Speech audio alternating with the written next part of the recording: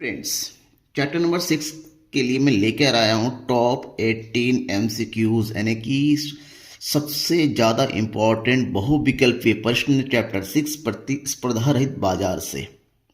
मैं हूं नकुल सर, आप देख रहे हैं the economics Guru and Delhi. बिना किसी बकवास के, बिना किसी गॉसिप के, डायरेक्ट पॉइंट टू पॉइंट बात करने वाला मैं नकुल सर, ठीक है ना। और आपके लिए टॉप 18 क्वेश्चंस लेके आया हूं जो आपके एग्जाम के लिए बहुत ज़्यादा इंपॉर्टेंट होने वाला है। सब्सक्राइब नहीं किया है तो सब्सक्राइब जरूर कर लीजिए मेरे चैनल को। और चलिए डायरेक्ट पॉइंट में आते हैं। क्वेश्चन नंबर फर्स्ट, 18 क्वेश्चन में से पहला क्वेश्चन है आपका है, दीर्घकाल में एकाधिकारी फर्म को मिलता है, क्या मिलता है? ऑप्शन दे रखा है 4, इसमें से कोई एक ऑप्शन ही सही होगा। सही तो ऑप्शन नंबर फर्स्ट सामान्य लाभ, ऑप्शन नंबर बी असामान्य लाभ, ऑप्शन नंबर सी हानि, और ऑप्शन नंबर डी पूर्ण प्रतियोगिता की तुलना में कम हानि। तो दीर्घकाल में एकाधिकारी फर्म को क्या मिलता है? दीर्घकाल में एकाधिकारी लाभ को मिलता है असामान्य लाभ, ठीक है ना, यानी कि अधिक से अधिक लाभ की प्राप्ति होती है। क्लियर। नेक्स्ट क्वेश्चन, अल्पकाल में एकाधिकारी फर्म को मिलता है, अल्पकाल में एकाधिकारी फर्म को क्या मिलता है? सामान्य लाभ, हानि, असामान्य लाभ। इनमें से तीनों स्थितियां संभव है क्योंकि एकाधिकारी फर्म है। एकाधिकारी फर्म में फर्म ही बाजार होता है और फर्म इन तीनों ही स्थितियों को प्राप्त कर सकता है अल्पकाल में, यानी कि हमारा option number D is right होगा। इनमें से तीनों ही स्थितियां संभव हो सकती हैं। नेक्स्ट क्वेश्चन, क्वेश्चन नंबर 3, एकाधिकारी फर्म साम्य की अवस्था होती है जबकि एकाधिकारी फर्म साम्य की अवस्था में कब होती है?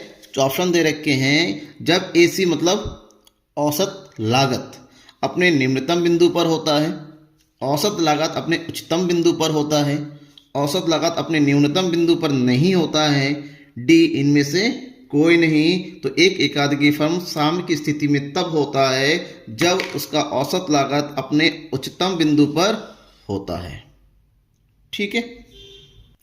क्वेश्चन नंबर 4, साम्य की स्थिति में एकाधिकार में होता है।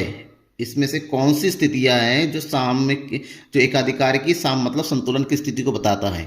Price equal to MC equal to M R, option number B price is smaller than MC equal to M R, option number C price is greater than MC equal to M R, और option number D price equal to MC greater than MC, M R greater than MC. इसमें से कौन सी स्थिति है जहां पर एकाधिकार संतुलन की स्थिति में हो सकती है? तो आपका राइट आंसर होना चाहिए एक ऐसी स्थिति जहां पर एमसी और एम आर तो बराबर होगा लेकिन जो प्राइस होता है वो ज्यादा होता है उससे, ऑप्शन नंबर सी।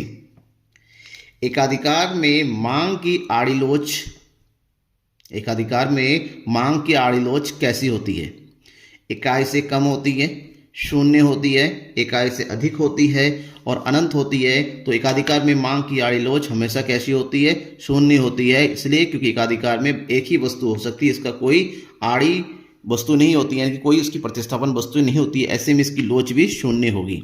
नेक्स्ट क्वेश्चन, कौन सा कथन सबसे अधिक सत्यता के निकट है? यानी कि इसमें से कौन सा कथन है जो सत्य है और पूर्ण रूप से सत्य है, जिसमें किसी प्रकार के परिवर्तन संभव नहीं है? और ऑप्शन दे रखा है, एकाधिकारी वस्तु की कीमत नियंत्रण करता है, एकाधिकारी वस्तु की पूर्ति को नियंत्रित करता है, एकाधिकारी वस्तु की कीमत और पूर्ति दोनों को नियंत्रित करता है, एकाधिकारी वस्तु की पूर्ति अथवा वस्तु की पूर्ति को नियंत्रित। देखिए, एकाधिकारी वस्तु को नियंत्रित कर सकता है, एकाधिकारी पूर्ति को। अगर वस्तु कीमत को निर्धारण करेगा तो वो पूर्ति सही नहीं कर पाएगा, यानी कि उसकी बिक्री कम हो जाएगी। और एक साथ दोनों को नियंत्रित कर ही नहीं सकता।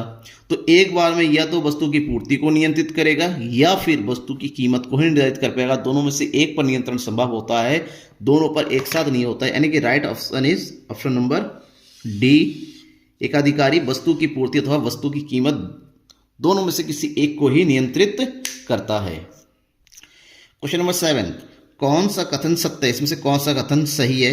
एकाधिकार में A R equal to M R होता है, एकाधिकार में A R is greater than M R होता है, एकाधिकार में A R is smaller than M R होता है, और एकाधिकार में A R equal to M R equal to 0 होता है। कौन सा कथन सही है? तो इसमें से सही कथन है ऑप्शन नंबर डी है, एकाधिकार में औसत आगम सीमांत आगम से ज़्यादा होता है।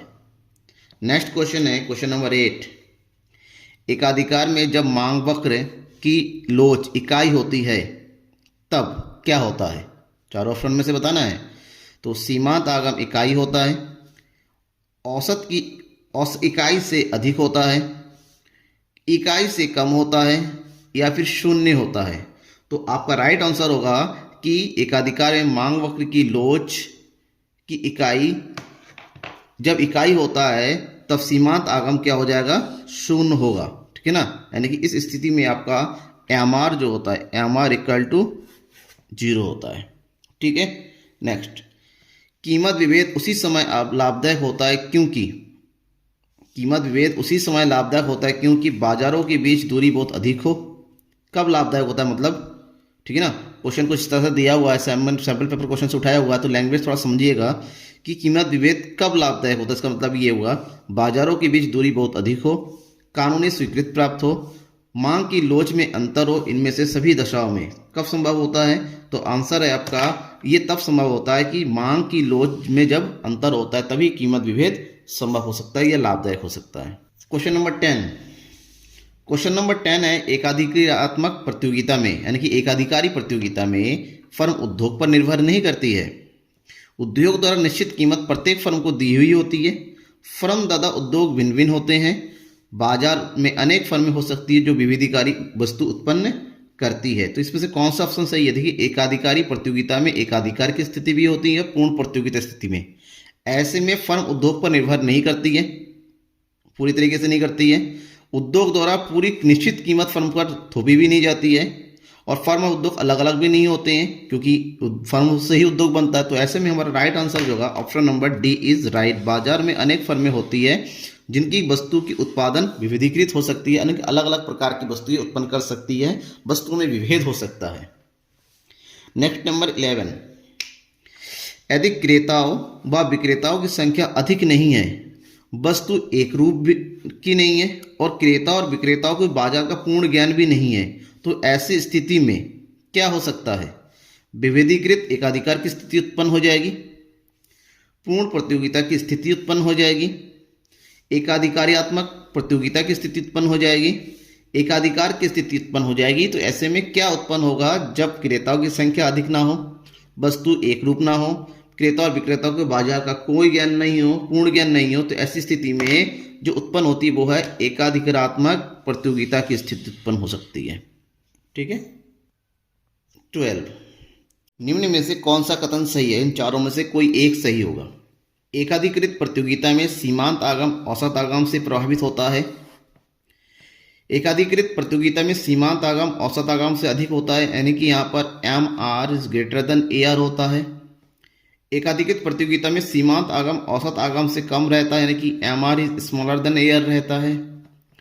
एकाधिकृत प्रतियोगिता में सीमांत आगम औसत आगम के बराबर रहता है, यानी कि A M equal to A R होता है, M R equal to A R होता है। तो कौन सी स्थिति सही है, तो इसमें से जो सही स्थिति है वो है ऑप्शन नंबर बी। यहाँ पर एम आर ए आर से ज़्यादा होता है एकाधिकृत प्रतियोगिता की स्थिति में, जबकि एकाधिकार की स्थिति में ए आर ज़्यादा होता है और एम आर कम होता है। क्वेश्चन नंबर 13, किस बाजार में एक फर्म कीमत स्वीकारक होती है। कौन सी बाजार होती है, वहाँ पर फर्म जो है कीमत स्वीकार होती है, वो कीमत को निर्धारण नहीं कर सकती। तो पूर्ण प्रतियोगिता बाजार, एकाधिकार बाजार, एकाधिकृत प्रतियोगिता बाजार, अल्पाधिकार। अगर आपने मेरा पिछला वीडियो देखा है तो आपको पता चल जाएगा इसमें सही आंसर कौन सा है। ऑप्शन नंबर ए, पूर्ण प्रतियोगिता की स्थिति में ही फर्में कीमत स्वीकारक होती है, क्योंकि वहां पर अब वो कीमत का निर्धारण नहीं कर सकती, ना ही कीमत को प्रभावित कर सकती है। क्वेश्चन नंबर 14, कौन सा बाजार है जो बाजार व्यापार गुट के अनुकूल है, यानी कि व्यापार गुट के लिए अनुकूल बाजार कौन सा इसमें से।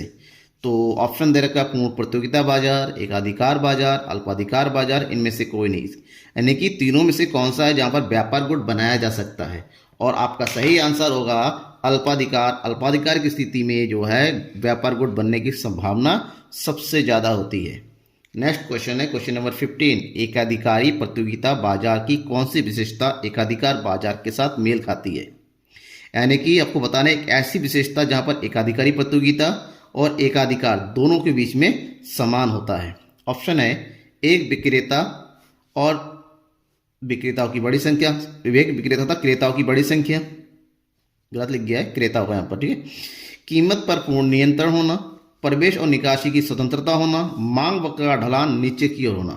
तो यहाँ पर कौन सा है भाई, एक विक्रेता केवल एकाधिकार में होता है, एकाधिकारी प्रतियोगिता में विक्रेताओं की संख्या अधिक होती है, एकाधिकार में ही कीमत पर पूर्ण नियंत्रण हो सकता है, एकाधिकारी में नहीं हो सकता है। प्रवेश और निकासी दोनों में पूर्ण स्वतंत्र नहीं होता, एकाधिकार में तो होता ही नहीं है, और एकाधिकार प्रतियोगिता में जो है सीमित स्वतंत्रता होती है। और ऑप्शन नंबर 4 है मांग वक्र का ढलान नीचे की ओर होता है, यानी कि इस तरीके से होता है, ये दोनों बाजार की स्थितियां होती हैं। तो ऐसे में हमारा राइट आंसर होगा option number D. Question number 16, एक बाजार अवस्था जिसमें केवल दो ही उत्पादक होते हैं उसे क्या कहते हैं? एकाधिकार, अल्पाधिकार, द्वैधिकार, इनमें से कोई नहीं भाई, दो विक्रेता, दो उत्पादक, दो से दो ही, यानी कि option number C is right. इसमें कोई सोचने वाली बात ही नहीं है, option C is right answer. Next question, question number 17, अल्पाधिकार के संबंध निम्नलिखित में से कौन सा सही नहीं है? कौन सा सही है इसमें से जो अल्पाधिकार के बारे में सही नहीं बताता है? अल्पाधिकार में बड़ी फर्मों की छोटी संख्या होती है, एक अधिकारी को महत्वपूर्ण ज्ञान होता है, क्रेताओं की महत्वपूर्ण ज्ञान, फर्म का अनिर्धारणीय मांग वक्र होता है, गैर कीमत प्रतियोगिता होती है। तो इसमें कौन सा सही है भाई? अल्पाधिकार हो, एकाधिकारी प्रतियोगिता हो, क्रेताओं को पूर्ण ज्ञान नहीं होता, यानी कि option number B is right for this question. ठीक है, और लास्ट क्वेश्चन है क्वेश्चन नंबर 18 इस वीडियो का। एआर वक्र, एआर का मतलब होता है औसत आगम, औसत आगम वक्र तथा उद्योग का मांग वक्र समान होता है। कहाँ पर समान होता है, किस स्थिति में होता है? जहाँ पर एयर इक्वल टू डिमांड होता है, एकाधिकार की स्थिति में, अल्पाधिकार की स्थिति में, पूर्ण प्रतियोगिता की स्थिति में, इनमें से किसी स्थिति में संभव नहीं है। तो ध्यान में रखेगा कि औसत आगम वक्र और मांग वक्र ये जो दोनों समान होते हैं वो समान होता है एकाधिकार की स्थिति में, जहां पर एआर और मांग दोनों ही क्या होते हैं? इक्वल होते हैं, बराबर होता है। थैंक यू बहुत बहुत आपका, आपने पूरे वीडियो लास्ट तक देखा। सब्सक्राइब कीजिएगा चैनल को। और हाँ, इसके बाद शुरू करना है व्यष्टि अर्थशास्त्र चैप्टर नंबर 6 लास्ट था। इसके बाद मैं कल से जो है नेक्स्ट वीडियो जो अपलोड करूंगा समष्टि अर्थशास्त्र का।